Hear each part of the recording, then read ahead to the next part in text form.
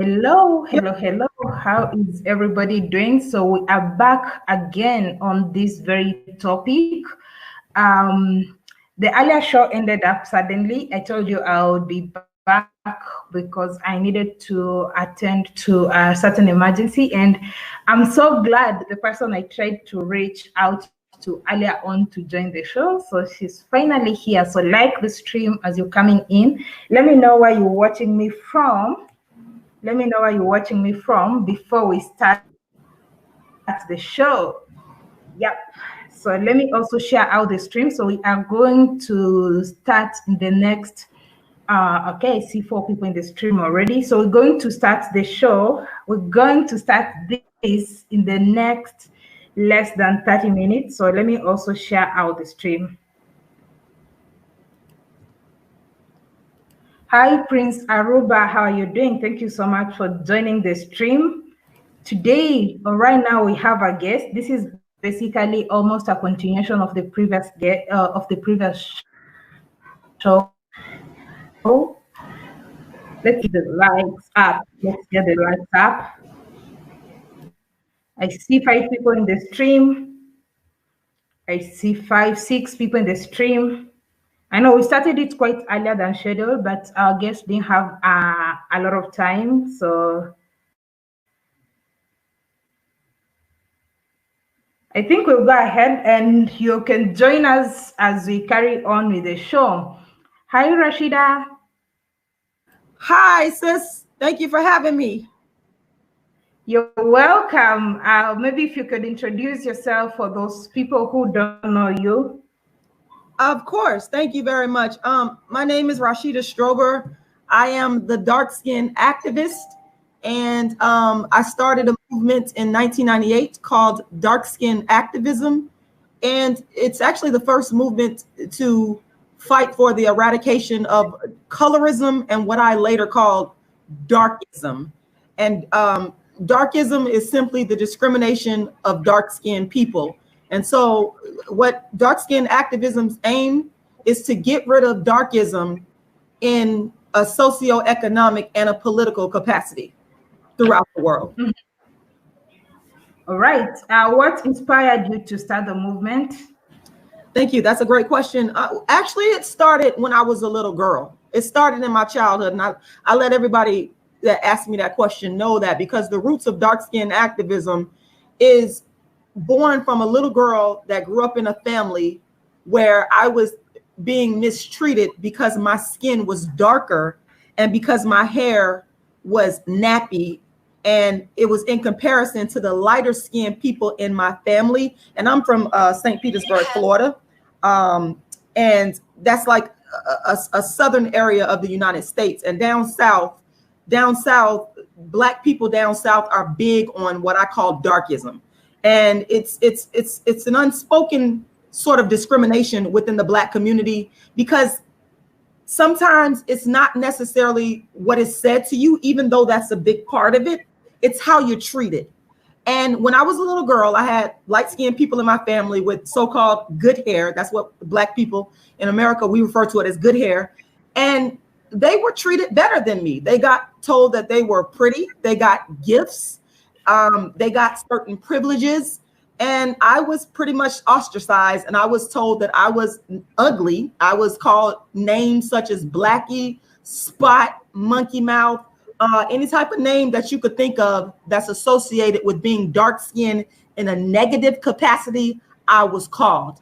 And so I didn't get the type of love and affirmation from my family that I was supposed to get. And when I went out into the world, like when I went into school, for example, elementary school, middle school, and on into high school, the darkism that I experienced in my family was reaffirmed. And my question was, even though when I was a little girl, I couldn't articulate what was the problem, that it was colorism and what I later called darkism, I knew that it was intrinsically something wrong with the way that I was being treated. That's the thing. And I want people to really understand this, that dark-skinned activism is a humanitarian movement.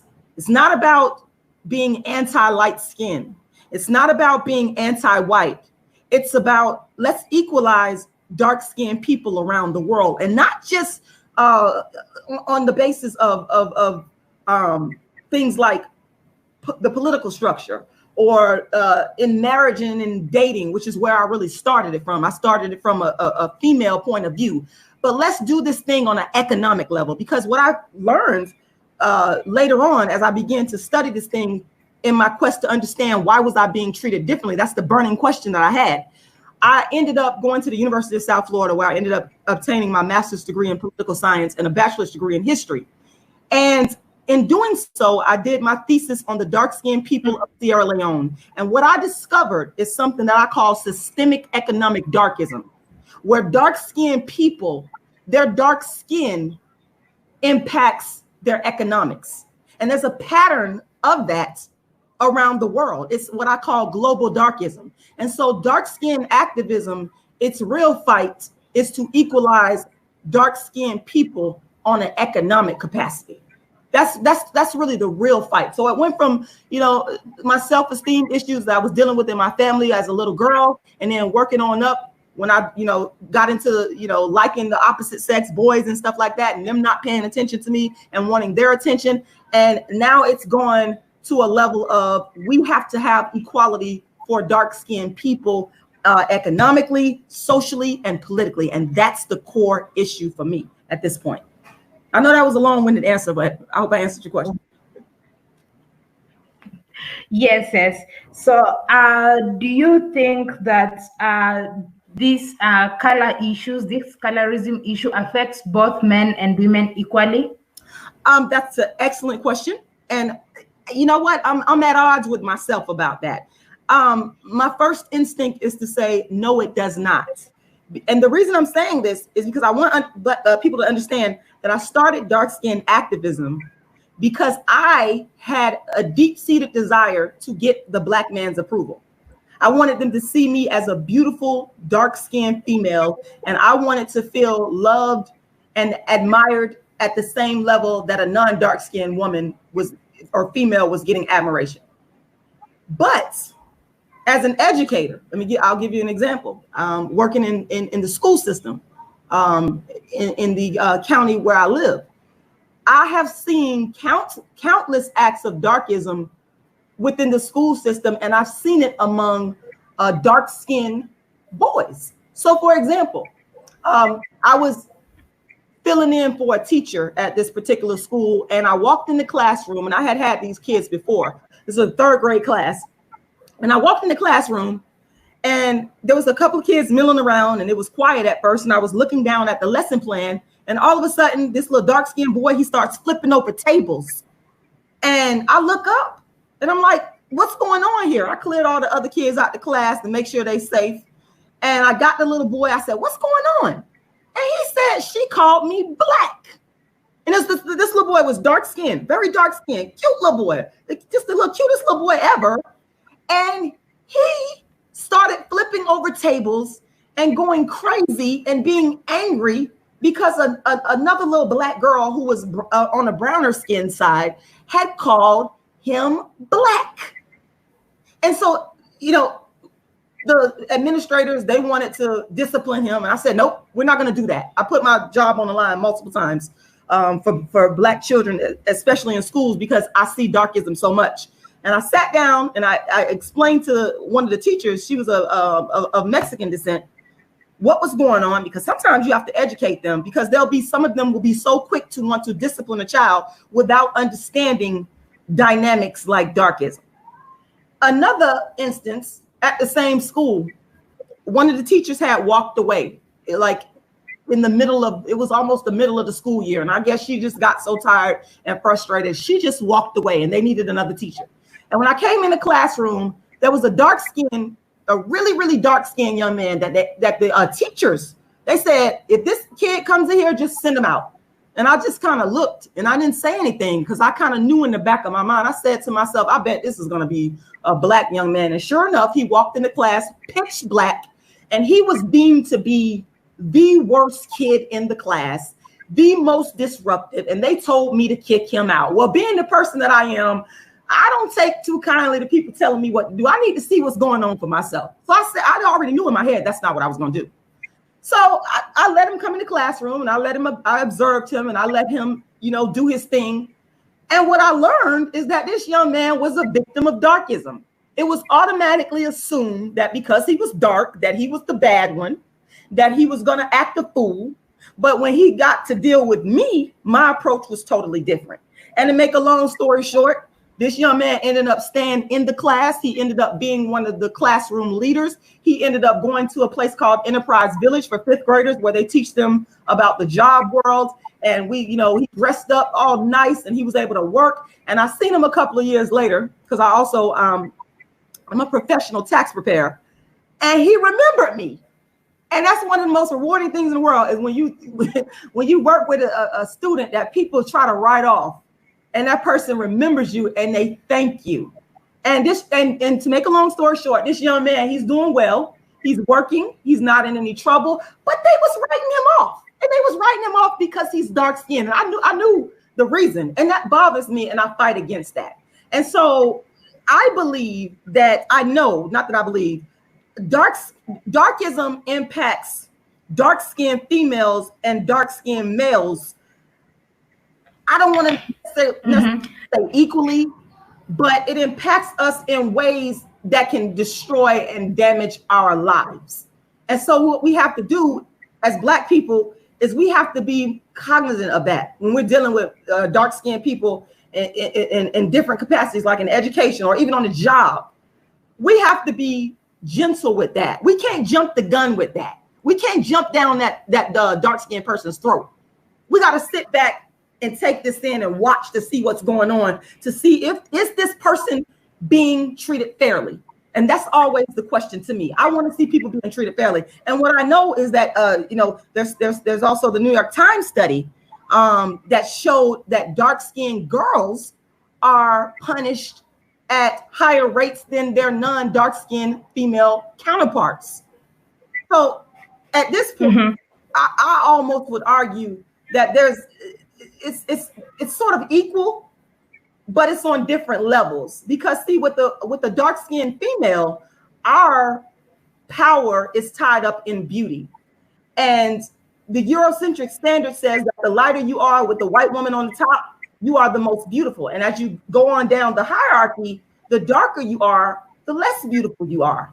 So for a female, our power is tied up in beauty. Dr. Margaret Hunter says, she calls it social capital. So to answer your question, I'm on the fence about it. The jury is still out. Right. So do you think people who bleach hate themselves? Have you ever thought of bleaching yourself at any point in life? No. Excellent question. I have never had a desire to bleach my skin. And ironically enough, I remember growing up, my mother, she would use Ambi. I don't know if some of y'all know what that brand is, but I would see Ambi in the bathroom. And I think one of the main reasons why I didn't like Ambi and ended up not liking the skin lightening creams is because it always smelled like bleach. It always had this bad odor to it. And I was like, oh, that doesn't smell good. But aside from that, intrinsically, I knew that it wasn't anything that was wrong with me. Because see, I had a father, my dark-skinned father, who was a member of the Nation of Islam. He was telling me, you're beautiful. He was telling me that black is the original. And so I said, these people over here telling me that I'm black and ugly and I'm nappy-headed, but here I got a dark-skinned man that's telling me you are the fruit of the earth. You are the most beautiful thing that ever existed. You are the beginning, middle, and end. And so I never had a desire to bleach my skin, ever. My desire was to get acceptance from black people, from my people, on my own original dark-skinned, nappy-headed terms. It seems to me that was the natural thing to do rather than fight it. You understand what I'm saying? Yep. All right. Kindly get the lights up. We have Rashida in this show. I see some of you already know her. Get the lights up. If you have questions for Rashida, go ahead and ask. So Rashida, do you think it's hard or it's tough for a dark-skinned lady to get a mate compared to a light skin?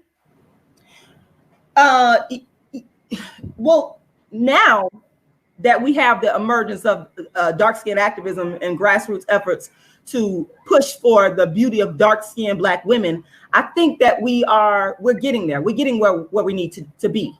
But we still got a lot of work to do. And in the past, I feel that it's still the case, that light-skinned women do still have the upper hand. And I do still feel that light-skinned women, and when I say light-skinned women, I'm referring to light-skinned women of all different races. They could be white, they can be, Asian, whatever race. To me, that's still considered to be light skin because their skin is light. I think they have the upper hand. I think that we still have to work to get over these stereotypes that dark-skinned women are not as feminine, because that's where the attacks are at. And I see this a lot on YouTube. I've talked to a lot of the brothers on YouTube. And one of the things that I notice is because of dark-skinned activism and the push for dark-skinned women to be seen as equally beautiful and to be the standard for Black people, which dark-skinned women should be the standard for Black people, there is a rebuttal to that. And the rebuttal to that is that you have to be feminine. And I feel like that's the new darkism, because dark-skinned women, we're already feminine. We're born females. We're born feminine. It's our nature. But because we're now pushing the dark-skinned beauty agenda and dark-skinned activism, you have a segment of, unfortunately, our Black men who are guilty of darkism. And so in order to cover up their guilt, and in order to, some of them don't want to admit that they have been guilty of darkism and colorism against dark-skinned women. So they will say, well, dark-skinned women are too aggressive, or dark-skinned women are not feminine enough, or, they have all these different excuses. While I never hear the same level of criticism and excuses made for non-dark-skinned women. So now it's like the bar is being set higher for dark-skinned women. So in saying that, absolutely, I do still feel that light-skinned women of all races still have the upper hand, although we are gaining ground. I think in the end, I think we will win. And I think that Black people worldwide will begin to understand that we have to make dark-skinned women with nappy hair the standard of beauty for African people all around the world. That's the way it has to be. All right. Do you think this colorism thing is being perpetuated by men? Absolutely. I think that the colorism and darkism is being perpetrated by men, Black men and Black women. And I've tried to be as fair as I can and as thorough as I can, and assess my own viewpoints as much as I can. Because dark-skinned activism is fluid. It's always moving. But the truth of the matter is, I started dark-skinned activism because I wanted acceptance by Black men. So, for example, I wasn't getting the same level of acceptance by Black men throughout my formative years, elementary, middle, and high school, and even in my 20s. And so I noticed a pattern of Black men, even though there were the women that were involved in colorism. Make no mistake, I'm not saying that Black women are not guilty of it. I'm just giving you my experiences and why I started it. So, for example, it was the young men that was calling me names like Spot, that was calling me names like Blackie and Ugly and Monkey Mouth. Okay, I will be here all day giving you instances where I have been attacked for being dark-skinned by my own men. And so when you're dealing with that as a dark-skinned woman, particularly as a young dark-skinned woman, sometimes that could be difficult to deal with. That messes with your self-esteem, because when you come to an age where you are attracted to the opposite sex and they're not giving you back the same love and admiration that you may have for them, that messes with your mind. And so for me, a lot of ways I would have to say that I've experienced darkism by both Black men and Black women, but the men have had the most impact on me. And it's because it is a natural thing for me to be attracted to the Black man. I am attracted to the Black man. And again, if I wasn't getting that back from them, and I'm getting pushback, then my focus regarding colorism and darkism has always been more on the men. Right. I see we have two more guests. We have Brandon and Elhaj. You wanted to say something, Brandon? Can you hear me okay? Yep. Okay, so here's my thing. There are people who have personal experiences that they allow to dictate their entire life, right? Everyone has been teased, okay? I was a little pudgy in school. Black girls called me fat, you know what I'm saying? I didn't get certain girls because I was a little chunky, you know? Never will you hear me say I was attacked by Black women for being a little bit overweight, you know? There's a lot of, you know, when you're in America and you go to school, everybody gets jokes cracked on them. That's just the way it is, right? And I believe that there's an extreme position being taken over something that everyone experiences. But what I also can tell you is at her very school, I don't care where she went to school at, it was a dark-skinned girl there who everybody thought was fine as hell. At my school personally, there was two girls, and both of them was dark-skinned, and they were considered the prettiest girls in the school. One of the girls' name was Bird, and the other one's name was Shavonda. And I'm telling you, they were ghetto as hell, but they were fine as hell too. And I'm talking about they was dark tigers, about your complexion. So when you talk about this darkism or colorism issue, you have to understand that people are the product of their experiences, right? Now, if I look at my own life, my own wife, my wife is dark skinned. My wife's mother is dark skinned. I look at the projects by my house. You see nothing but dark skinned women having babies. Somebody's attracted to them, right? And the funny thing about dark skin is, for all this fuss that's being made over dark skinned people not being equal, we keep making all these dark skinned babies. My daughter came out kind of light skinned, but I'm telling you, her mama and her daddy is dark. You see my wife. Now, when you look at this thing and say, okay, she's right, and I couldn't disagree with what she said, it's being perpetuated by men and women, right? Men are taught the standard of beauty, and men are taught the standard of beauty by white people in America. You are never, ever, you are fighting a losing battle if you believe that you will ever be the standard of beauty in a society that is dominated by someone who doesn't look anything like you. You will never be the standard of beauty in China. You will never be the standard of beauty in America. You will never be the standard of beauty in Italy. You will only be the standard of beauty in a place like Africa. And that's why when you watch African music videos, the vast majority of the video models are dark-skinned African women. Sometimes they might throw light-skinned women in there. But if I look at like a Sauti Soul or something like that, normally chocolate sisters, right? Shago, normally chocolate sisters, etc. Right? Even in Fali Pupa's videos, majority the women are dark skinned. So it's all a product of our experience. Now, if you want to choose to go on a campaign or make it your mission in life to fight for dark skinned people, Barack Obama's wife was dark. Okay, so and everyone was like, she's so beautiful. She's so beautiful. It's more of an issue of status than anything else. It's not with men. Men don't really care what color you are. I just went and looked at your page. You're with someone who's light skinned. So how could you truly be about what you're saying when you have babies, they're going to come out light skinned? That's the first step to any type of campaign. You have to lead by example. Now, I could say I love the dark-skinned woman more than you because I went and found me a dark-skinned woman and produced a dark-skinned, well, she lied a little bit, but would have produced a dark-skinned baby. You got a light-skinned man talking about how you campaigning for dark-skinned women. I'm more of a dark-skinned women activist than you are. Actually, you're not. So let's okay. The reason why you're here talking about these issues regarding dark-skinned women is because I started a movement called dark-skinned activism in 1998. Now, it sounds to me, and you can correct me if I am wrong, it sounds to me that you may be new to dark skin activism and the dark skin activists, that you don't really know my history.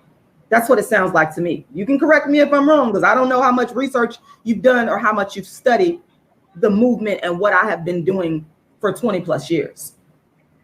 So I don't know where you're at in that, but here's what I want to say. First of all, I need to make this very clear. People seem to make the assumption, and I could be wrong, you can correct me at any time, that dark skin activism is about dark skinned people, a dark skinned man and a dark skinned woman coming together. Never have I said that. I've done countless interviews over the years, both on YouTube, in print, radio, even television.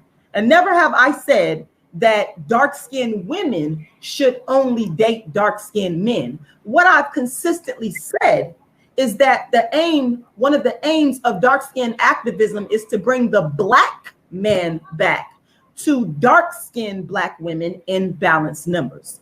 And so with that being said, let me also say this, because I'm making the assumption that you have not done a lot of research into who I am and my background. I was married for 10 long years to a super Black, handsome, Shaka Zulu looking dark-skinned Black man with Afrocentric features and very nappy hair. And my daughter is a dark-skinned, African-looking, authentic, classical African-looking, natural-haired, little beautiful 8-year-old girl. Okay, I ended up getting a divorce from my dark-skinned husband because of things that he was doing, and maybe one day I'll go into detail in that in one of my books. Maybe I'll go into detail into that. But I ended up getting a divorce from him, which I initiated after fighting for years to save my marriage. It didn't work out, and I moved on.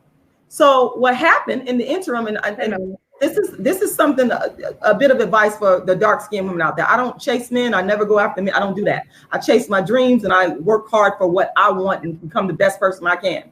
And in the process of doing that, what will happen is sometimes the man will come to you, and that's what happened. So I didn't go out and say, oh, let me go find, I'm not with my dark-skinned husband anymore. Let me go find me a light-skinned Black man with good hair. I never did that. The man found me. So you know, when you say that you are more of a dark-skinned activist than I am, first, we're not going to do that. You have to give respect, because that's one of the things I found out with my people online, that they're not respecting the fact that this dark-skinned activism put the issue of colorism and dark-skin discrimination on the social media map. Now, when the children being born today, when they grow up and they go look back in history, I want them to find out the truth. So we're not going to do that. We're going to tell the whole truth here, because I'm a very honest person. And here's the thing. This is the contradiction. People are angry. They seem to be angry that there's a movement to say, listen, dark-skinned women, we got to take our rightful place back in Blackness. And there's a movement that's going on, not even among white people, not among non-Black people. It's among Black people that's saying, hey, wait a minute, I don't really like what you're saying. This isn't happening to dark-skinned women. I see this dark-skinned woman over here. She got a bunch of babies. Let me address that. You talked about you see dark-skinned women in the hood, in the ghetto. Well, that in and of itself, if you're seeing dark-skinned women being the majority in the hood and in the ghetto with a bunch of kids and being single mothers, that in and of itself is darkism. There's so many levels to this, going back to the socioeconomic element of it, because my fight, my mission, I want to see those dark-skinned women happily married in healthy Black relationships. Because if you're in a healthy Black relationship where you are married, then that's going to extend out to building the Black community. So that's a problem in and of itself. There's so many contradictions here. So what we can't do, we can't say, we can't blame the victim. And there's a lot of victim blaming in terms of speaking out. And this has been going on with me for years. This is nothing new. I remember when I started dark skin activism at St. Petersburg College in 1998, the same response I get from people online, it was the same response I was getting before social media was ever birthed into existence. It's this pushback. But then people will turn around 5-6 years later and they'll say, oh, you know what? Yep, she was right. She was right. I love dark-skinned women. You have to make up your mind. We can't have it both ways. We got to be honest and say, listen, dark-skinned people, and I said dark-skinned men and women, have been mistreated because of that. Look at what just happened to Ahmaud, the young man that was brutally killed out in Brunswick, Georgia. That's an act of darkism, okay? And because I love Black people, because I fight for all Black people, I can say that that is an act of darkism, and we got to stand up and fight for justice for this dark-skinned man. I want the same thing in return from the Black man. Y'all owe us that. Y'all owe dark-skinned women that. And people get mad at me, but I don't care because I'm right. Y'all owe us that. The Black man and the Black woman owe each other loyalty. And when we cannot see that, therein lies the problem. And dark-skinned activism has always been about reconciling this relationship. And I'm glad, one thing I'm glad to hear the brother say, you did say you was married to a dark-skinned Black woman. I love that. So that falls in line with the mission, is to bring the Black man back to the dark-skinned Black woman in balance. I am not saying that every Black man is going to marry a dark-skinned woman. I'm saying let's create a balance. Let's get rid of darkism. Let's build. Let's stop calling each other Blackie and ugly and monkey mouth and spot. And let me tell you something. You cannot tell me how to express my pain. I allow people to do that to me for years. Y'all probably think I'm the most extroverted person ever, but I was a dark-skinned introvert. And for years, I allowed people to say, you Black, you skinny, you ugly, you're an African booty scratcher. Why would you even use Africa in such a derogatory sense? That's darkism. I allowed people to do that to me for years, and I said, no more, no more. So dark-skinned activism is an expression of my fight to end my oppression as a dark-skinned Black woman. Let me do that. Let me have that. Don't tell me how to express that. All right. Somebody is. Okay, do I get to respond to that? First, and then I'll ask the question. Okay. Okay. Oh, you want me to respond? Oh, I can respond right now? Yep. Okay, so I have what I don't think is a unique experience, but I live in America, obviously. I have 5 sisters, right? 1 brother, right? There's 7 of us. 5 sisters, 1 brother. 2 of my sisters are light-skinned, but both of their dads they're light-skinned men, like lighter-skinned men. They're not white at all. So 2 of my sisters are light-skinned. 2 of my sisters are dark. 3 of my sisters are dark skinned, right? One of whom is too young to have children. Do you know that every single one of my sisters has 3 children, and they all have children by Black men who are like dark? Now, what I'm saying about that is this: just like I see those dark skinned women in the projects, right? I see light skinned women in the projects with a bunch of babies as well. I don't believe that the divide between light and dark in the Black community is as big as people make it seem. And what I want to say about you bringing the Black man to the Black woman, the dark-skinned Black man to the dark-skinned Black woman, how can you have a mission doing that when you're not even doing that? I don't care if you were married to a dark man for 10 years and blah, blah, blah, blah, blah. You went and married him. You went and are now with a man who is light-skinned. And what I believe this is not so much as a mission for helping everyone else. What I think is that you're chasing a certain standard for yourself that is unattainable. So you're trying to make everybody set that as the standard. And even when you had the opportunity to get with someone dark-skinned, you chose light, because I think you really just want to be light-skinned, but it's just impossible to be that. So you have this pain, like you said, pain, and you always got to be careful when things come from a place of pain and anger, because this is your experience. But just like you, there's 100 dark-skinned women who didn't have that experience. I know a lot of dark-skinned women, okay? Like a lot. Even my friend Nefertiti, she's really dark. She blue black. And I'm telling you, the girl is straight fine, okay? When you look at, we just watched Queen and Slim, right? The dark sister, the sister from the UK. All you saw on the reviews and on the clips and the previews of the movie was just, oh my God, this sister is so fine. And she was bomb. I'm talking about fine. Every man, white, black, light skin, all that, talked about how fine she was. Even white men marry dark-skinned black women, majorly. Even Asians got dark-skinned black women. Even black men got dark-skinned black women. We love that black chocolate, okay? There are some men who will say something about a woman being light-skinned.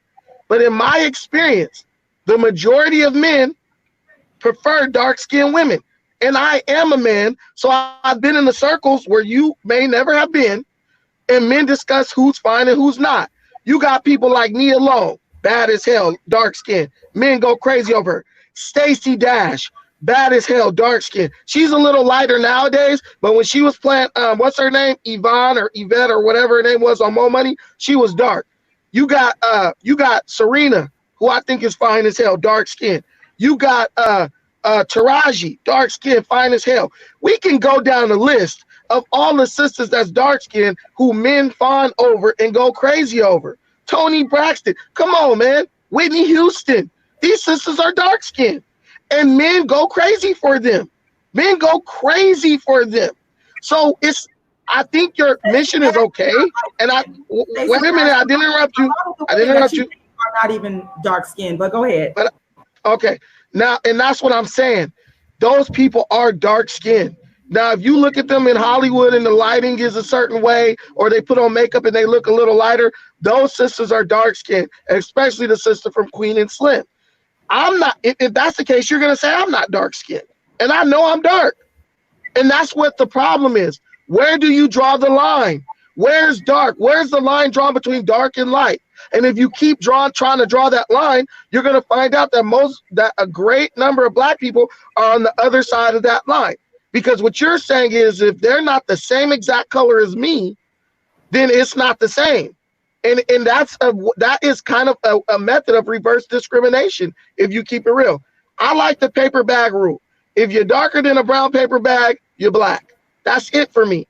I'm not going to make a distinction between the colors after that, because all it does is lead to division. And like Jay-Z, another dark-skinned brother, said, nobody wins when the family feuds. A lot of those women that you named are not dark skinned. Stacey Dash is not dark. Stacey Dash is not even black. What it is, and you accused me, you said a lot of stuff. You accused me of wanting to be light skinned. I have never in my life wanted to be light skinned. What I wanted is the acceptance of black people as I am, dark skinned with nappy hair, because I am the standard of beauty. Let me just say something about Queen and Slim. Okay, this is the hypocrisy of black people on YouTube. Y'all know damn well people weren't raving and ranting over no dark-skinned woman until the social media dark-skinned activist movement. This woman comes along in 2020. I believe that movie came out either in 2020 or 2019. And she's getting the benefit of all of this grassroots campaigning, the dark skin is beautiful campaigning. Of course, y'all gonna now say, oh, this woman is beautiful, because we've had all these years of an activist like me and Cola Booth. I give Cola her credit because she was in the 90s advocating for the beauty of dark skin. I love Cola Booth to death. She's the real deal. She's the mother of the dark skin movement.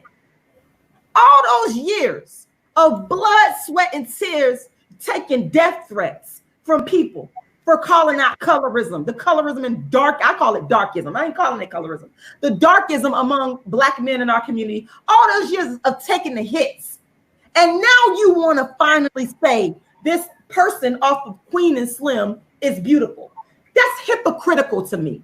That's not going to solve the problem. And that does not erase years of darkism in the black community. You cannot say that just because a few, and I call them token dark girls, for example. I actually wrote a book called Token Dark Girl. You guys can go to my website, darkskinactivist.com. I've written more books on dark skin than anybody in the world. One of my books is called Token Dark Girl, where I gave you a list of dark-skinned women. Lupita Nyong'o is another benefactor of dark skin activism, to where now people are saying, oh, she's so beautiful. These token dark girls come along every few years. And in the book Token Dark Girl that I wrote, I analyze this phenomena in popular culture. And so that is how I know that when I hear somebody like you say, well, we've been liking, well, all these black men believe that dark-skinned women are the finest, or black men think that dark-skinned women, that's a bold-faced lie. You are not being honest. What it is and you accuse me of wanting to be light-skinned. You accuse me of that now. So what I'm going to accuse you of, and you can correct me if I'm wrong, I'm going to accuse you of not being honest. I'm going to accuse you of not telling the truth about what is really said about dark-skinned women with nappy hair versus a lighter-skinned woman. See, that's the thing. If we're not going to be honest with each other and we're going to say, oh, we don't, you're going to write off this movement, because that sounds to me like what you want to do. And a lot of people have done that to me. But then they'll turn around and talk about dark skin and colorism, which makes no sense. You write it off, but then you turn around and talk about it. So make up your mind. It's either you in or you out. But I just don't like the dishonesty. You're not going to sit here just because, and let me just say this as well, because you're making me think of so many different things in my walk with dark skin activism in terms of the different phases of it. I would do shows, darkism talks. I did a darkism talk and a show, my play, A Dark Skin Woman's Revenge, in St. Petersburg, Florida at the Royal Theater in 2010. And I never forget, this was the quiet, nice Rashida, who just let people talk their shit, and knowing that they lying and knowing that they're not being sensitive to other people's experience. And I wouldn't say nothing. I don't do that no more. This woman came up in my show, and after the performance, I was doing a darkism talk, and she was a dark-skinned woman with long hair. I don't know if it was a weave. I don't know if it was her hair. It was long, straight hair. And she said to me, Rashida, I've never experienced any of that stuff you go through. I have a husband, and I just sat there and looked at her. I didn't say anything. I let her speak her piece. And I said, okay, thank you. What I should have told her, like I'm telling you right now, is that is downplaying the experiences of millions of dark-skinned people, particularly dark-skinned women around the world. And that's darkism. Because if darkism is not in existence, and here's another case, the case for the dark-skinned activists and dark-skinned activism, then you would have to convince me, you would have to prove to me that the skin lightening industry is not $1 billion industry. You have to explain that. All right. Brandon, do you hear that? I think we lost you. Anyway, I've seen in a comment, someone is asking, you are a light-skinned man. Is it because you don't want your kids to go through what you went through? No, that's not the reason. Actually, I don't want any more children. I have 2 children already, and both of them are dark-skinned, and I'm very proud of my dark-skinned daughter. I think she is the most beautiful, brilliant, lovely, kind person in the world. I'm very proud of my dark-skinned son. He's handsome. He's pro-black. That's not the reason why I got with a light-skinned black man. The reason I got with a light-skinned black man is because he chased me. And people get mad when I say this. I got a biracial young lady that comes on my channel all the time, and she tells me that I have no right to date light-skinned black men. Well, guess what? Some of these light-skinned black men are chasing after me. I'm not chasing after them. I don't chase men. That's not what a woman is supposed to do. Is it my turn? Yeah, go ahead. Okay, so look, I'm gonna go in reverse. Okay, the thing with the light-skinned dude is this: it's do as I say, not as I do. And ain't nobody gonna do as you say. They're gonna do what you do, and they're gonna look at that. So you're discrediting, you're fighting against your own struggle in that particular regard, and there's no way you're gonna weasel out or justify that one, which is cool. Also, when you start making this division between colors, oh, dark-skinned black women, dark skin. Okay, black is capable, our people are capable of producing every color on the color spectrum, right? So even in Africa, where people like literally have close relation, you get some light-skinned Africans, fair skin, caramel skin, whatever, right? Also in America, you have people whose ancestors was raped by white people who still got white blood in them 100 or 200 years later, right? People in the comments were telling me, well, Brandon, you're caramel skin. So I'm not black enough, apparently, for you guys. And then my daughter, my wife is dark skinned. I'm dark skinned. My daughter came out a little bit light. My daughter has locks, okay? It don't get no more natural than locks. So you're like, oh, the nappy hair, black women, black woman, da-da-da-da. And what I think it really is like men didn't accept you. And so instead of accepting, like, maybe you're like, if a woman doesn't accept me, if a lot of women don't like me, right? I have to be like, yo, it's me. Maybe I'm too fat. Maybe I stink. Smell my armpits. It's me. I can't just make it about me plus everybody else. Like, no, this is what it is. Because one of the things I notice about you, you reference a lot of things back to when you were young, right? And there's a saying, when I was a child, I thought as a child. And children are going to do stupid, silly things. Youths, adolescents are going to do stupid, silly things. Now that you've grown, ain't nobody passing it up. You know what I'm saying? So the thing is like this. Men are chasing you now, and I'm sure a lot of men chase you, okay?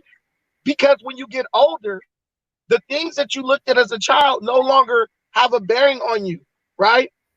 But if you honestly think, like the guy Malik commented, oh yeah, black women are not put on a pedestal, right? Black women are never going to be put on a pedestal in America. The Asian woman is not put on a pedestal in America. The Mexican woman is not put on a pedestal in America. The white Caucasian, blonde hair, blue-eyed woman is put on a pedestal in America. So you guys are literally fighting for you're fighting against your own people because you're not fighting the white man, right? You're fighting against your own for something that's never going to be real. This is the reality. And me, I'm all about realism.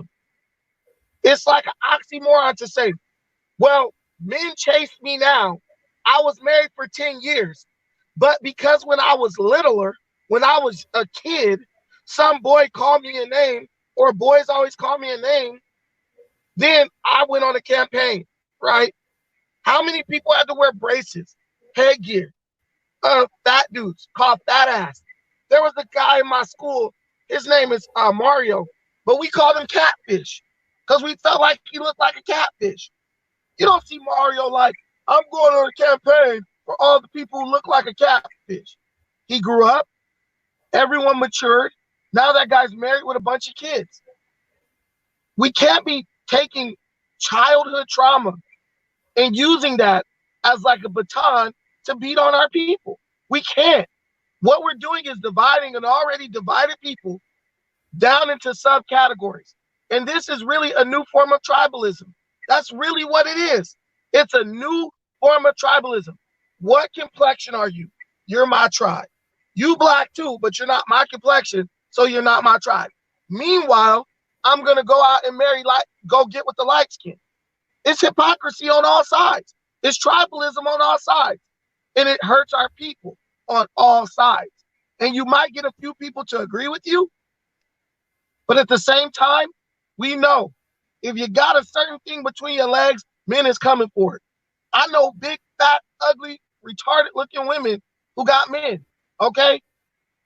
It ain't about it ain't about the exterior for the most part. All it's about is the attitude. It's about the ability to be compatible with that person as far as when it's black on black. And do you ever think, does my approach, does my aggressive position, does that ever maybe chase off dudes who like me? You know? And it happens. It happens. Because even me, it's happened to me. So I just think it takes a lot of self-reflection, honesty, and soul-searching. And you got to forgive your people, especially when they're kids, because children do foolish things. And you can't be carrying that around till you're like 50. It's not good. And that's it. All right. Rashida, I have a question. Do you think mixed people are black? No, mixed people are not black. They have never been black. The one drop rule is a fallacy. It's a fraud. I call it the white baby daddy rule because white people needed to create some type of law to figure out what they were going to do with these children that were the offspring of rape.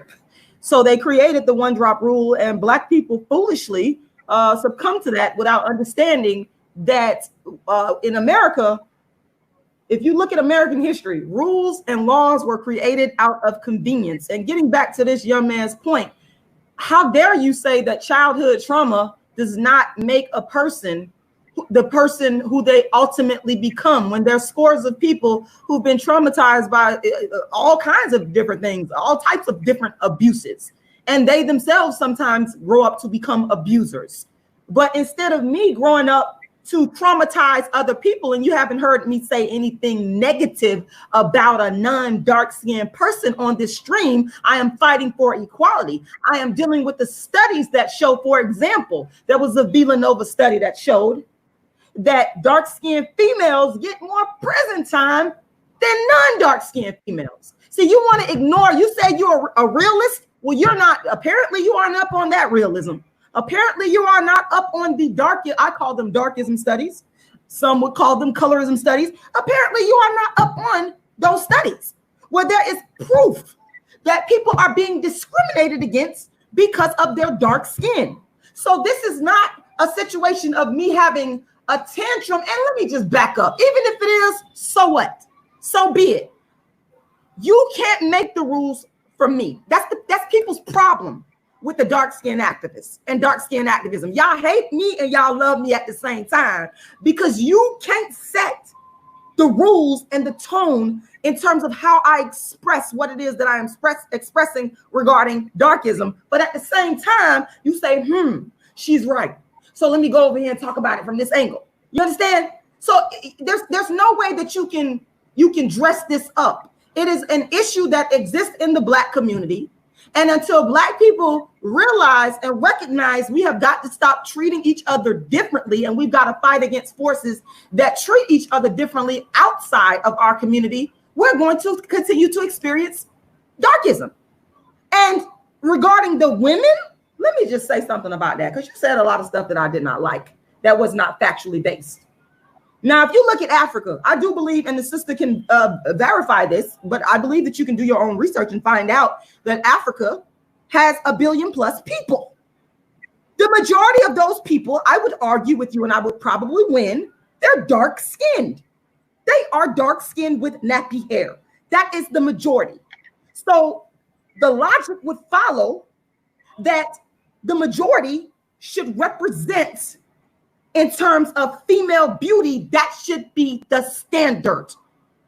Why on earth? And I am not dismissing the fact that there are people in Africa that are not dark skinned, and they have not been mixed with any white folks or any non-Black people. They just naturally brown skin or light skin. I'm not dismissing that. What I am saying, I'm talking about numbers. If you have the majority of the people in Africa on the continents being dark skinned with nappy hair, why do we as a Black people have a problem with a dark skinned Black woman being the standard of beauty? Now, if you ever went to college, then you probably took a course called humanities. And in that course called humanities, they talk about classical European culture. If you don't believe me, go talk to a humanities studies professor. And you know what they're going to do? They're going to draw off of their classical heritage. They're going to talk about the blue eyes and the blonde hair, and they're going to refer to that as the standard. That is what European people do, and I ain't mad at them because it makes sense, okay? But Black people, we do the reverse. Over here, talk about the one drop rule, getting back to the one drop rule and getting back to mixed race people. The irony, the sick irony, because it's sick to me. How is it that a Halle Berry can be placed, and she was placed at for years, and I would argue that it's still light-skinned women. They are the standard of beauty. Beyonce is not the standard of beauty for Black women. She's not. She is a light-skinned Black woman, she is not the standard of beauty for me. No, I will not accept that. And that is not dividing Black people. That is telling the truth. I am telling y'all, people get angry at me because I tell the truth. They be so upset. I don't know why. I'm only here to tell the truth. And what Black people have got to do, we have got to accept that it is dark-skinned and nappy hair that is the standard. And to say that is not to divide. To say, do we say that? I mean, I'm wondering, I never see white people. I really don't see this. Y'all can correct me if I'm wrong. I'm trying to understand, do white people, white women, do they get mad at the phrase blondes have more fun? Are brunettes pissed off about that? I would like to really know this, because I don't really see that in their community. I don't see that. I see them taking blonde hair, blue eyes, and placing that as their standard of beauty, and white people accepting that. But again, when we look at Black people, the majority, which is the dark-skinned Black woman that you talked about, you said you saw the majority of, you saw them in the hood, in the ghetto. That's what we at. We at the bottom. We are expected to be the lowest of the low on the socioeconomic pole. We are the ones that are not married. We are the baby mamas of the community. We are the Section 8 recipients. We are the ones with the lowest jobs. We are the ones that get the most prison time. We are the ones that do not get the best and brightest, no pun intended, of our Black men. That's darkism. How you could argue against that is just beyond me. I'm literally floored by it. But I shouldn't be, because I've been hearing this same thing for years. But when I hear it, it's still very disappointing to me, and sad to me, and shocking to me. But it lets me know that we are still in a state of denial, hence the need for the dark-skinned activists and dark-skinned activism. Okay, one thing I want to mention is, like, a lot of your evidence is anecdotal. I mean, it's from your personal experience. And if we throw out anecdotal evidence, I think my anecdotal evidence outweighs yours. Because there are light-skinned women in the hood as well, a lot. As a matter of fact, I'm sitting outside of a grocery store in the hood, and there's tons of light-skinned women coming in and out, right? And a lot of them are with dark-skinned men, and I see a woman who's dark-skinned with a light-skinned man. So it's like we keep on trying to make this distinction, when in reality, all melanated people, pretty much, like Black melanated people, melanin and rich people, are pretty much okay with just being amongst each other, right? I go to Kenya and I see light-skinned women there, and I don't think that woman's not an African. I can tell the difference between an African and an Indian, right? I can tell the difference between a Kikuyu who's lighter skin, which I think Kikuyus are considered the lighter skin of Kenya, right? I think they have more of a lighter complexion, but I understand that they're Africans. So really, this situation is just something that a person can choose to keep pushing and keep arguing that point. But I think in the end, it's just pushing more people away, because we keep looking at all these dark-skinned, quote-unquote nappy hair, which I think is an offensive term, because our hair is the real hair, you know. Also, I believe that this is all based on wanting to be the standard in a place where you will never be the standard of beauty. The white man got his woman as the standard of beauty. In Africa, the standard of beauty is different from America. And when you talk about Halle Berry, I don't think Halle Berry is the standard of beauty for anybody anymore, okay, at all. But there have been different women who are considered, you know, the standard of beauty. You know, a lot of women thought Michelle Obama was beautiful with that big old booty, and she was pretty. There's just a ton of women. A lot of people thought Denzel Washington was the most good-looking man on earth, and then that moved to Brad Pitt. Whenever we hold the standard of beauty, even for a minute, we're always pushed out by a white person eventually, right? But I just believe that these celebrity references are really not very good sources of reference, in the sense of, well, look at this person, look at that person. I just see that we continuously keep making dark-skinned babies. And if you line them all up, there are more dark-skinned babies in the Black community than light-skinned. and they're single. Like I just told you, I have 5 sisters, and 2 of them are light skinned and 2 of them are dark skinned, right? And one of them is not old enough to have children. They got the same amount of kids. None of them are married. You know what I'm saying? And one of my sisters is real light skinned, and she's actually, you know, she's on Instagram, you know. But even when I look at Instagram, you see the different Instagram models. I see dark skinned Instagram models who got 250,000 likes on one comment, and I see light skinned Instagram models who have 250,000 likes on a comment on a post. And I see men acting the same exact way over both of those Instagram models, despite what their complexion is. And there's dark, because there's some Nigerian ones too who are real fine.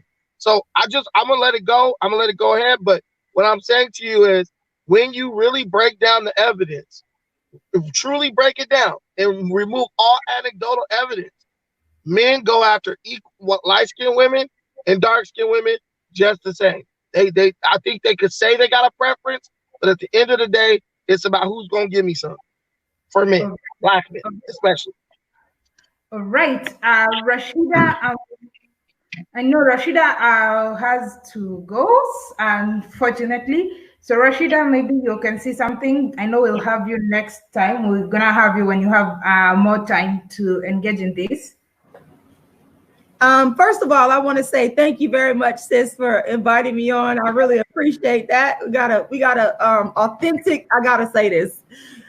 I got a lot of respect for my brothers and sisters from the continent. I just do. I just love them so much, because that's the part of me that I wish that I had. I wish that I was born in Africa. I wish that. So I got a lot of respect for you. Thank you very much.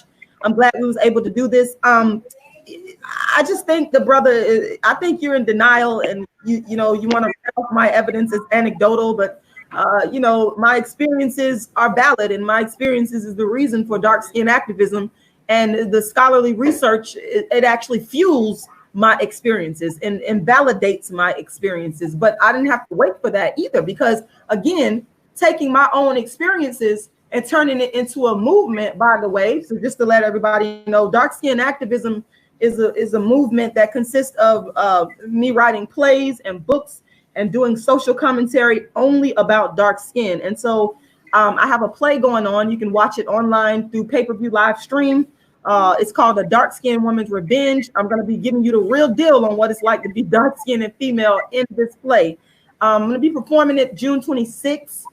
And you can go to my website, darkskinactivist.com, and you can get tickets. And I'm also giving away, and everybody needs to read my book, Darkism. I'm giving it away to y'all for free, so you can understand exactly what darkism is.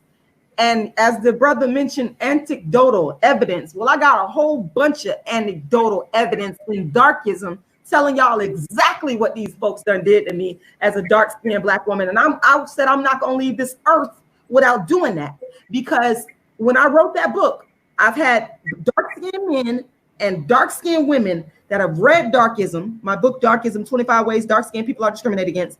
They read it and they came back to me and said, thank you, because now I know that what I was experiencing is real. I'm not a hater. I'm not jealous. I'm not crazy. I actually was going through these things. So when you say that my experiences are anecdotal, well, let me tell you, there's millions of people out there that's having the same experience. And I am happy to have, written books, plays, etc., started a movement to be able to help people. So you can go to my website, darkskinactivist.com, and download a copy of Darkism. Everybody should read that book. Thank you very much for having me. Thank you so much, Rashida. I really appreciate it. Thanks for your time. I will have you back someday. I'd love to. All right, thank you. And I shared Rashida's link, YouTube channel, so you can check out her YouTube channel. Teda,